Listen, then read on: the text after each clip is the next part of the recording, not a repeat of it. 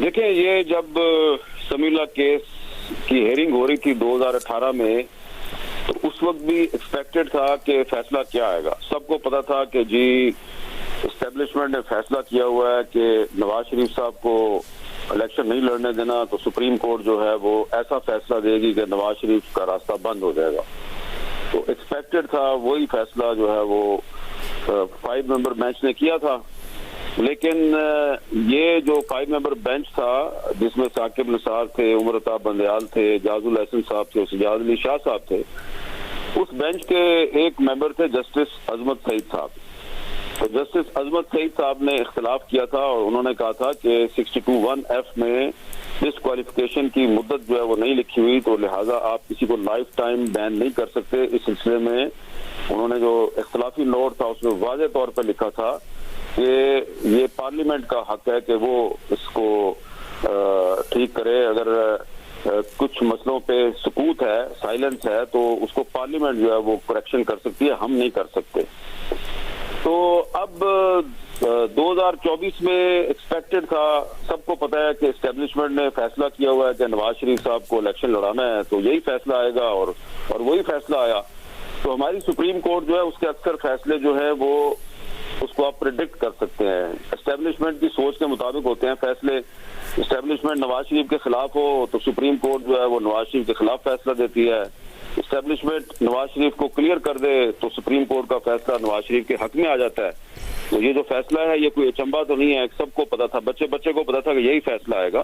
لیکن اس میں جن ہم سپریم کورٹ کے 6 ججز کو سمجھ رہے ہیں کہ جی وہ آئین اور قانون کی بالادستی پہ یقین رکھتے ہیں, انہوں نے یقیناً ایک فیصلہ جو ہے وہ موجودہ حالات کے تناظر میں درست کیا ہے. لیکن دراصل انہوں نے جسٹس عظمت سعید کا جو 2018 کا اختلافی نوٹ ہے اس کی توثیق کی ہے, اس کو انڈورس کیا ہے.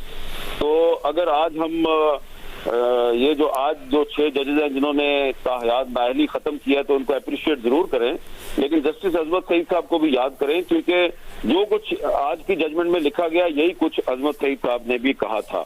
تو 2018 میں بھی سپریم کورٹ جو ہے اس کو سب نے کہا تھا زندہ باد. سپریم کورٹ نے بہت زبردست فیصلہ کیا ہے کیونکہ اسٹیبلشمنٹ کی سوچ سپریم کورٹ کے فیصلے کے مطابق تھی. تو آج بھی آپ کریں سپریم کورٹ کو زندہ باد کہیں, کیونکہ اسٹیبلشمنٹ چاہتی ہے کہ نواز شریف صاحب الیکشن لڑے. فیصلہ ایکسپیکٹڈ بھی تھا, کیونکہ ظاہر ہے جن جج صاحبان نے فیصلے دیے تھے ماضی میں وہ تو خود اپنی رائے بدل چکے تھے. جس عمر عطا بندیال نے 62(1)(f) کے تحت تاحیات نااہلی کا فیصلہ دیا تھا, اور وہ فیصل لاؤڈا کیس میں خود یہ کہہ چکے تھے کہ تاحیات نااہلی کیسے ہو سکتی ہے, یہ تو ظالمانہ بات ہوگی کہ کسی کو تاحیات نااہل کر دیا جائے. تو یا تو وہ خود بھول گئے تھے کہ انہوں نے فیصلہ کیا دیا ہے, یا پھر ظاہر ہے جو اس وقت حالات و واقعات تھے کہ کسی بھی طریقے سے میاں نواز شریف کو سسٹم سے اس طرح باہر کرنا تھا کہ ان کا مستقبل میں بھی راستہ بند کرنا تھا اور عمران خان صاحب کا راستہ ہموار کرنا تھا. تو اس میں بندیال صاحب نے ایسا فیصلہ دیا کہ انہیں خود بھی یاد نہیں رہا کہ وہ خود کیا فیصلہ دے چکے ہیں, اور پھر اس کو ظالمانہ قرار دینے لگے کہ تو ڈریکونین ہوگا کہ کسی کو تاحیات نہ اہل کر دیا جائے. دیکھیں جی آج ظاہر ہے تحریک انصاف شاید اس فیصلے سے خوش نہیں نظر آئے گی, مگر ہم نے جو پاکستان میں سیاسی تاریخ دیکھی ہے تو ایک دن شاید ہم کھڑے ہوں گے ایک ایسی اسٹیج پر جس میں تحریک انصاف کو بھی احساس ہو رہا ہوگا کہ اس کے بینیفیشری تو عمران خان بھی ہیں کہ وہ بھی تاحیات نہ اہل نہیں ہوئے, کیونکہ ایک زمانہ تھا جب عمران خان صاحب ان فیصلوں کے بینیفیشری تھے جو نواز شریف صاحب کے خلاف آ رہے تھے, اور آج ان فیصلوں کے وکٹم ہیں جو نواز شریف صاحب کے خلاف آئے تھے. اگر نواز شریف صاحب کو پارٹی صدارت سے ہٹایا گیا تو آج عمران خان صاحب بھی وہ بھگت رہے ہیں کنوکٹ ہونے کی صورت میں. اگر نواز شریف صاحب کو پارٹی صدارت سے ہٹانے کے بعد ان کے چیئرمین جو سینٹ کے امیدواران تھے انہیں آزاد کھڑا ہونا پڑا, تو آج تحریک انصاف بھی بھگت رہی ہے کہ جی انہیں بلے کا نشان ملے گا یا نہیں ملے گا یا آزاد کھڑے ہوں گے. اسی طریقے سے آج شاید تحریک انصاف کو برا لگ رہا ہو کہ تاحیات نااہلی ختم ہوئی ہے, مگر تقریباً تمام ہی جو سینئر وکلا ہیں جو قانون سمجھتے ہیں, آئین سمجھتے ہیں, وہ سبھی کہتے تھے کہ یہ بڑی زیادتی والی بات ہے. جو پروسیڈنگز ہوئی اس میں بھی ہمیں یہ اختلاف ضرور نظر آیا ججز کے درمیان. ظاہر آیا فریدی صاحب نے کس بات پر اختلاف کیا وہ دیکھنا ہوگا, مگر ججز کے درمیان یہ اختلاف ضرور تھا کہ ہمیں یہ تاحیات نااہلی اس طرح ریورس کرنی ہے کہ ہم یہ قرار دے دیں کہ جی پارلیمنٹ نے قانون سازی کر دی ہے تو اب یہ فیصلہ جو ہے سمیع اللہ بلوچ کیس کا اس کے اوپر فوقیت پارلیمنٹ کی قانون سازی کی ہے, یا پھر ہمیں اس کے بجائے ایک 5 رکنی بینچ کے فیصلے کو اس 7 رکنی بینچ کے ذریعے کالعدم ہی قرار دینا ہوگا, نہ کہ ہم یہ فیصلہ دے دیں کہ قانون سازی کو فوقیت حاصل ہے. تو فیصلہ کالعدم قرار دے دیا گیا ہے, ورنہ ہمیں بینچ میں یہ تو اتفاق نظر آ رہا تھا. اس کے علاوہ جو پٹیشنر تھے ان میں بھی اتفاق تھا کہ تاحیات نااہلی تو ایک بہت زیادتی کی بات ہے. جس نے فیصلہ دیا تھا میں پھر بتاؤں جسٹس عمر عطا بندیال وہ تو خود کہہ چکے یہ ظالمانہ بات.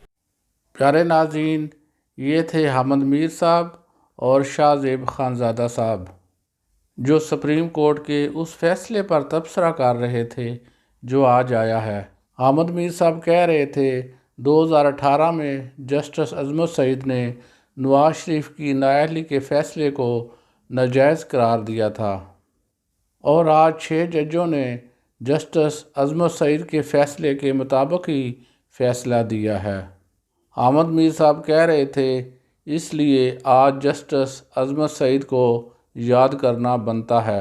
شاہ زیب خانزادہ جسٹس عمر بندیال پر تنقید کر رہے تھے کہ وہ اپنے ہی کیے ہوئے فیصلے بھول جایا کرتے تھے اور اس کے الٹ فیصلے دیا کرتے تھے۔